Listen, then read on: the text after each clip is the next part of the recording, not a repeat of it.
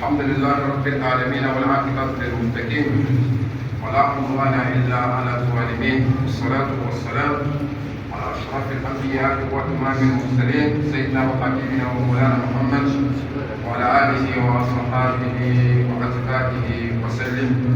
Chers frères et sœurs, nous remercions Allah, le Tout-Puissant, et tout miséricordieux et très miséricordieux, nous attestons qu'il n'y a point de divinité contre Allah, le seul, unique, sans égalité, sans partenaire et sans associé. Nous attestons également que notre prophète Mohammed sallallahu alayhi wa sallam est le serviteur d'Allah et son envoyé, que la paix d'Allah et sa bénédiction soient sur lui, ainsi sur sa famille, sur ses compagnons et sur tous ceux qui œuvrent pour le bien-être de l'islam jusqu'au jour de la résurrection. Chers serviteurs d'Allah, craignez Allah, le Seigneur de l'univers, notre Créateur, comme il a été dit dans le Coran. Allah a dit, Allah a dit pour les croyants, Allah a dit, craignez votre Seigneur Allah, et parlez dans la droiture. Allah a dit, va améliorer vos actions. Allah a dit, va pardonner vos péchés. Allah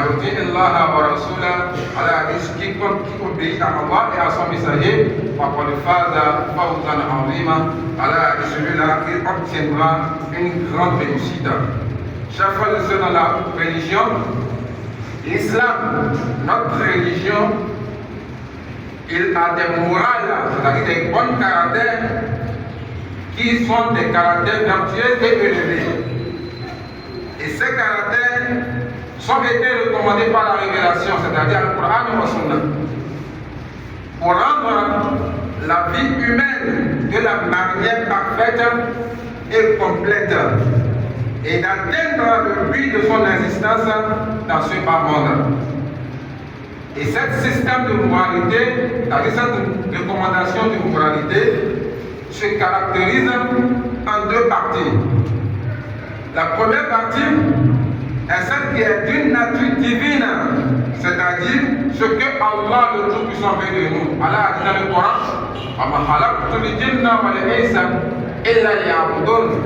Allah a dit, je n'ai créé les djinns et les hommes que pour m'adorer. Et le but d'Allah, c'est-à-dire son vœu pour notre existence, est de l'adorer.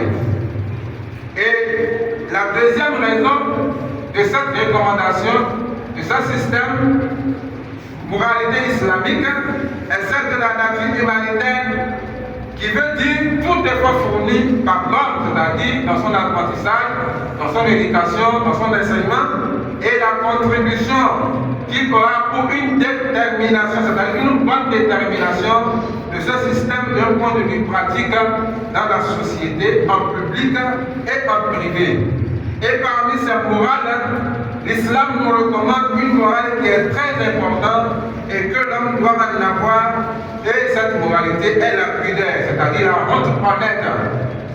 Donc la pudeur est une caractéristique d'une discrétion retenue qui empêche de faire certaines choses sans embarras. C'est-à-dire, elle est un caractère qui incite l'homme à faire le bien et à éviter le mal. Elle est l'une des qualités les plus louables de l'âme et le plus haut des bons caractères. Elle est celle qui rend notre foi belle, c'est-à-dire l'élément de la foi, de la croyance, et qui fait partie des signes particuliers de notre religion. Chaque serviteur d'Allah, la pudeur s'est divisée en plusieurs sections. C'est-à-dire, la pudeur, la honte honnête a beaucoup de divisions. La pudeur entre l'homme et la pudeur entre l'homme et son créateur. Et la plus importante d'entre elles qui sont divisées est la pudeur vis-à-vis de notre Seigneur le Tout-Puissant. Comme il a été mentionné dans les paroles prophétiques du messager d'Allah qui d'après le Mas'ud qu'Allah a dit un jour que le prophète Mohammed sallallahu alayhi wa sallam est en train de faire le rappel à ses compagnons en disant Istahayu min Allahi haqqal haya. Le prophète Mohammed sallallahu alayhi wa sallam dit à ses compagnons ayez honte d'Allah d'une véritable pudeur. Et les compagnons ont répondu au prophète Mohammed sallallahu alayhi wa sallam, ils ont dit, nous avons honte, certes, alhamdulillah, et le prophète a dit, le prophète a dit, c'est pas comme vous le pensez.